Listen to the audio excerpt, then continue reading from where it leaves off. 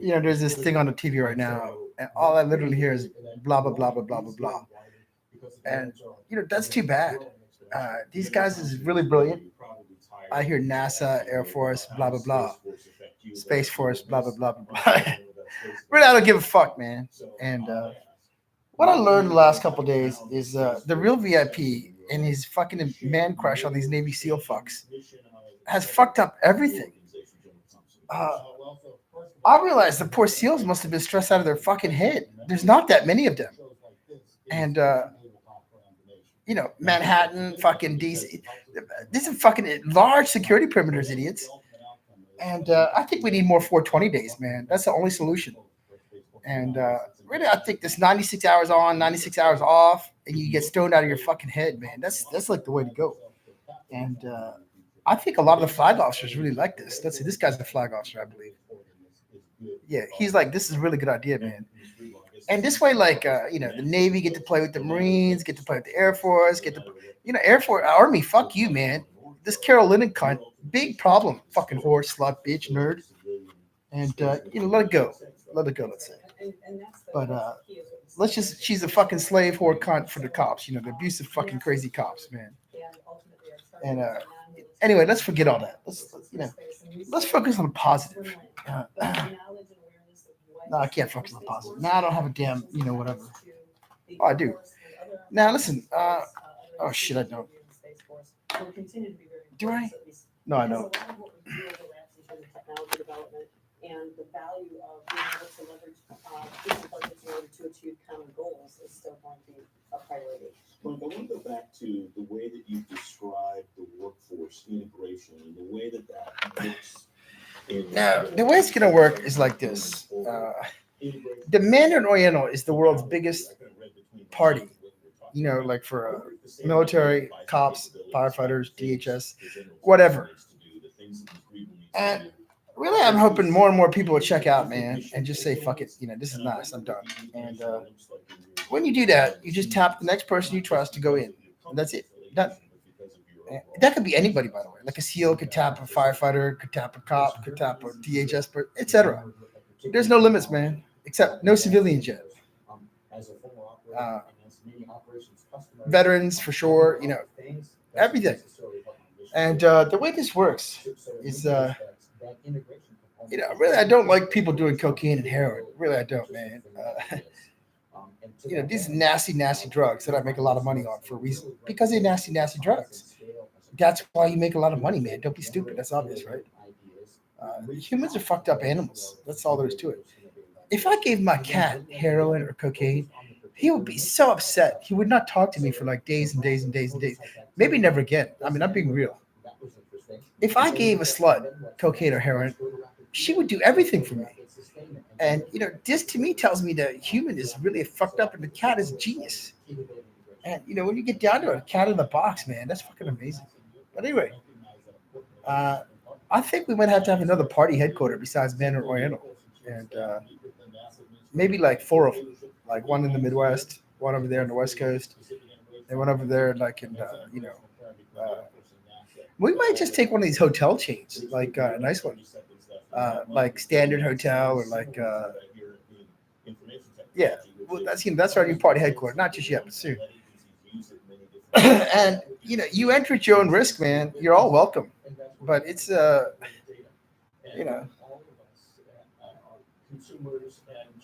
I mean, like if you're not nice, you're gonna get killed. Believe me. But if you is nice and you lucky, you're gonna get a flashcard, man, just for being there. That's it. No other reason. And John Blanchard, I can't say enough good things about that guy, man. He would like really open my eyes. He's like, why the fuck are you telling all your stories all the time, when you could be saving them up? And maybe that's what we do. We only release them over there, something like that. And maybe I'll just send them a CD-ROM, even though that technology don't exist no more. But let's suppose there was like a CD-ROM, like a flash drive, something like that. And then I could just send them, this thing and something like that. So anyway, but really what I'm realizing is how fucking stressed out of the fucking minds the SEALs had to have been. Holy shit, man. Fuck. Ross Perot's son, fucking dildo cocksucking fuck, man, idiot. On and on and on, man. It never ends. It never fucking ends, man. And I don't understand why it doesn't end. I mean, do you want your own pedophile empire? Do you want your own drug empire? What do you want, man? We say bring a shopping list. I mean, this is literal, I don't understand, like, what beyond that do you want? I mean, anyway, enough of that, man. Really, I'm done. I'm probably going to rant like twice more, and then I'll really be done. But at Lebanese Taverna, there used to be a woman, and I can't find her picture now. I looked everywhere, actually.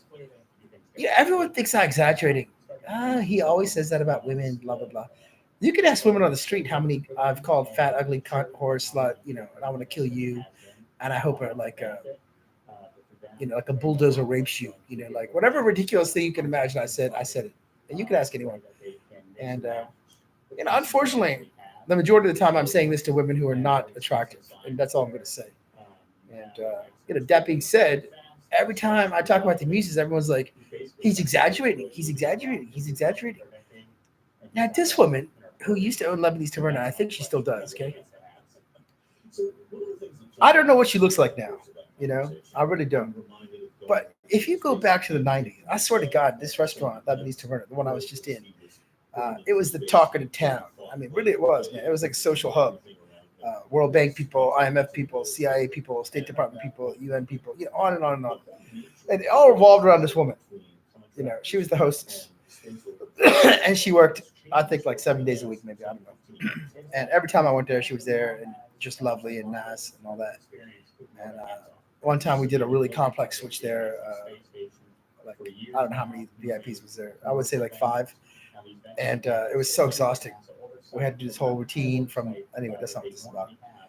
But no, the point is, this woman, if I could find her on the internet, and I'm going to look more, I'll tell you right now, amazing figure, beautiful hair, incredible smile, sparkling eyes. I know you're going to think, and highly intelligent. I mean, she started one restaurant, then another restaurant, then a market, then another. I mean,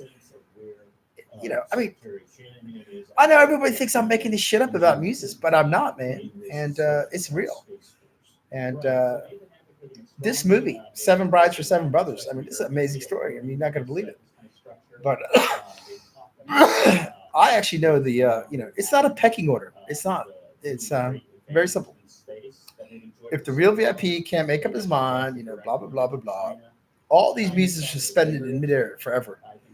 The minute he's committed to one, which he is now, one of these Colks or Courtneys or whatever, then all the other muses is up for grabs. That's real. And I know, I'll take me, for example. I couldn't pick one if my life depended on it. I mean, that's obvious. I tried 1,000 times.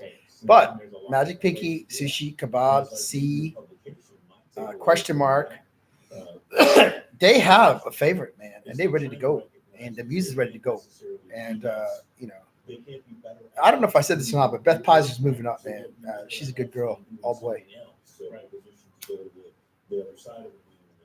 That being said, if Beth Pizer failed because of this Tim Price clown, she'd be cut. I mean, this ruthless, man. It's ruthless. And that's why everyone trying to make me cut Alex Lynn and Lee Chu. The more you do that, the more power they're going to get. That's the only thing that's happening here, man. Now, a little Akari is deciding between the family of Toyota, idiots. Toyta is Toyda. Ask any Japanese person. And the family of Honda. It's little Akari's decision. And, why I know this is because I was inside this nice sushi restaurant, blah, blah, blah. And the secret is you put in tea, Asahi, something comes up. Then you put in sushi, Toyota, sushi, Honda, blah, blah, blah. And I wasn't getting any clear picture, which means these two families are fighting big time. And that's good.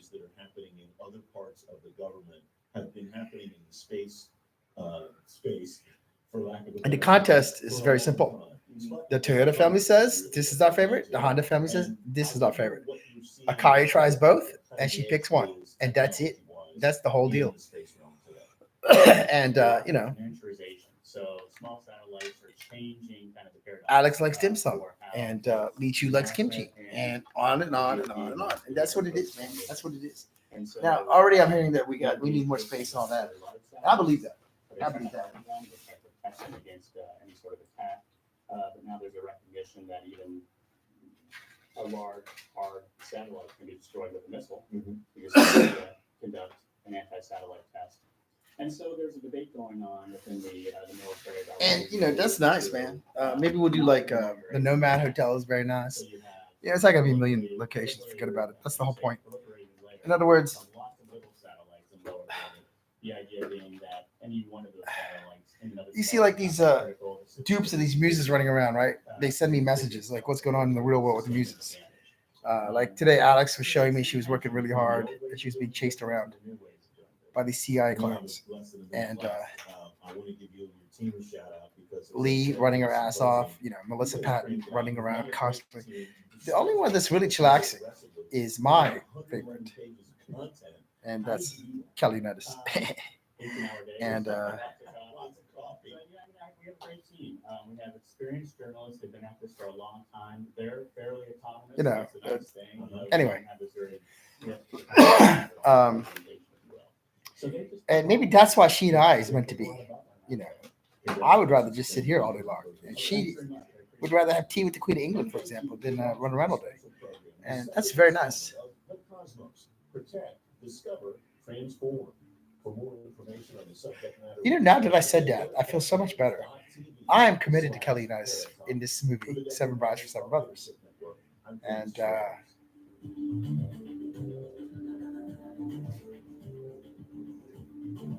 really, it's up to her now. And my favorite Rockefeller, the other type of marriage, is leaning towards me, and that's very nice. I'm very happy about that. And Melissa Patton, this woman, this is one of the hardest workers I ever met in my life. She does not give up, and she just keeps moving up. I'm trying to find a nice trade agreement for her to work on and all that. As soon as I find it, I'll put it out there, and then you can help her with that. And Melissa Patton, let's suppose she never met the real VIP, okay? Howard Stern moving up big time, man.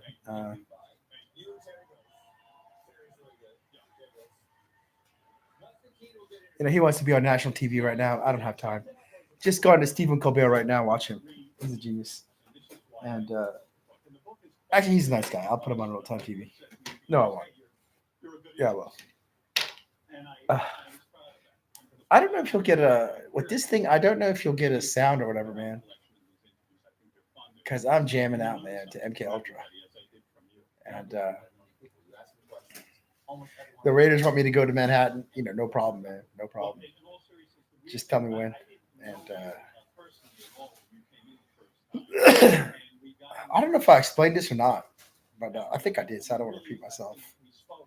And the Raiders want me to have coffee tonight. That's just silly. I can assure you that's not happening, man. But I'll stay up late as can. Yeah, here we go. Now, Howard's going to be on national TV for the first time in his life, NSA TV.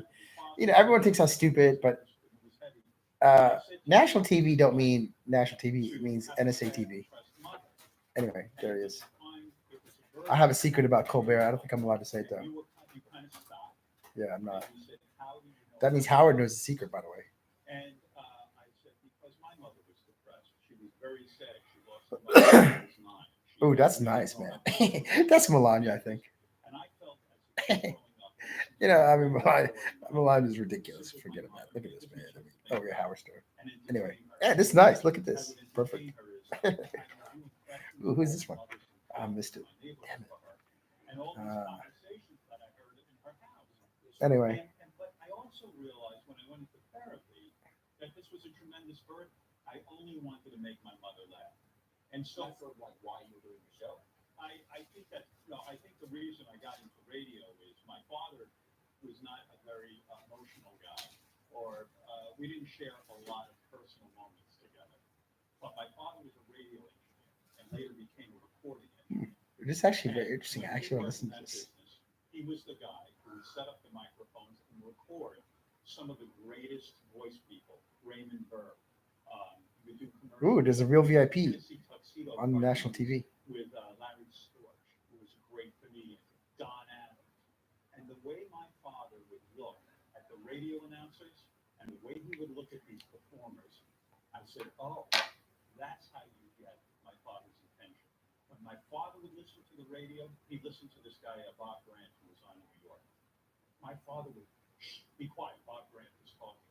And I think I became transfixed that this would be the way I could really communicate with my father by getting on the radio. And none of this was conscious. Hold that thought, Howard Stern, because unlike you, we have to do commercial breaks. We'll be right back with more of Howard Stern's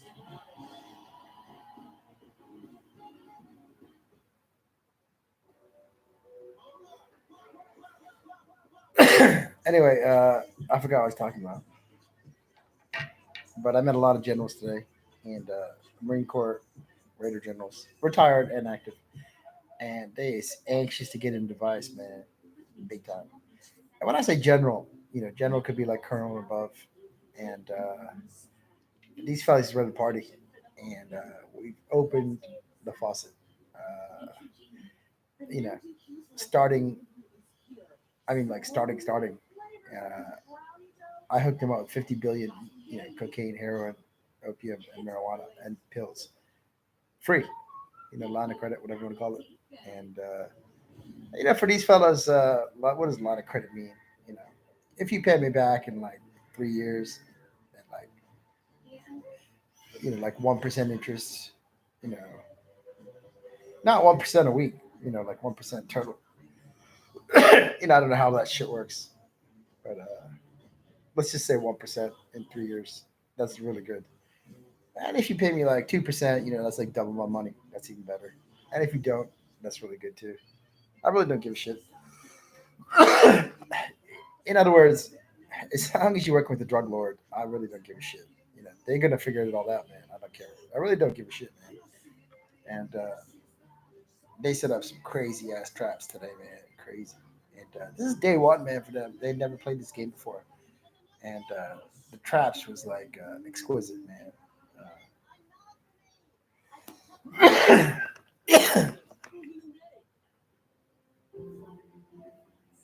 See now that Amy Rhodes, she want to say she's not a naughty muse and a mistress, and that's true. She's not. And I'm trying to think who else uh, is within what we call striking range and not naughty, but said they was. um, Helen Gray. uh, on and on and on. And the fact is, there are too many muses for this many VIPs. So, they're going to do a bachelorette type thing, like where they try to pick the right one. And it's going to be huge. But that's not till next week. But it's the world's biggest dating game ever. And, Agnelli, Rockefeller, everybody wants to put money in it. And they want to make a real time, like, soap opera out of it in real time. And it's not going to be ridiculous like where they follow you in the bathroom and all that. But it's going to be like from the time the date starts to the date, time the date finishes. And these girls are like master daters. You take me for example. I would date in one day, let's say 6, 7, 8 of them, and each date different. Breakfast, lunch, dinner, coffee, drinks, happy hour, uh, whatever, hiking, museum, opera, concert, on and on and on. Whatever you can imagine, movie, wine bar, blah blah blah. I mean, whatever date you can imagine, these girls are experts, and it's going to be really huge, and I don't know what the hell this Twitter feed saying. I don't know what camera am I talking about. I think there's 2 cameras on right now. It's amazing technology. And Circling back to what you said, what makes it great for you? Why did I write this book? You know, there's a certain thing that happened for me. I went into psychotherapy, which I used to kind of laugh at and think, oh, I have it all together. I know what's going on. And I equated my success with that. I'm fine. Everything's good. But I'd gotten divorced. I had 3 young daughters at the time. And I pushed myself into psychotherapy. And I got to tell you, I am a poster boy now, especially you, sir. You need it. I am the poster boy for psychotherapy. I think it's terrific, and I got in touch with a lot of things about myself I didn't like, and it was quite a journey. But what happened for me was that when I sat in this psychiatrist's office for the first time in my life, here was another adult, a man, listening to me and actually treating me seriously. The first time I went in to see this guy, from what I saw on TV, you go in and you talk about your parents. So I start doing elaborate routines for the psychiatrist. Like you're entertaining. Like I'm doing a radio show. I said, oh, my mother, she's like, oh, listen, I'm doing too much. We only tell you to do one thing a day. But look, the mother and I do one thing a day. And let me tell you, you do. I see you running around and you're on TV and radio. What is it doing it for? It's too much, and what's it all mean? And you're gonna get yourself sick. And what's with all this running around? So I'm telling the psychiatrist, and he's sitting there like I'm bombing in the room, and he's not laughing. And I go, I get paid to do this stuff. Sure. Well, he said to me for the first time, I don't find anything funny. I think I go, great.